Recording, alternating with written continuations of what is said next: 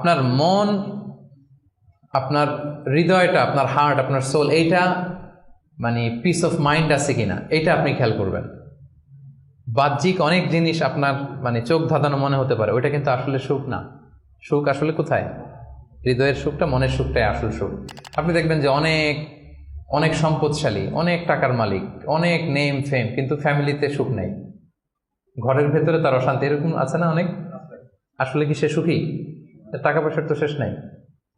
Millionaire, billionaire, multi billionaire, বিশাল business magnate, কিন্তু ঘরে স্ত্রীর সাথে ভালো সম্পর্ক নাই, ছেলে মেয়ে কথা শোনে নাই, তো অহরহ এখনকার সময়। আসলে কি সে হ্যাপি? কি বলেন? চিত্তে শান্তি নাই, মনে সুখ নাই। মনের সুখ আসল সুখ। অনেক টাকার মালিক, ঘরে 8-10টা কাজের লোক, কয়েকটা বাবুর্চি, কিন্তু খেয়ে হজম করতে পারে না। আছে এরকম প্রবলেম অনেকের?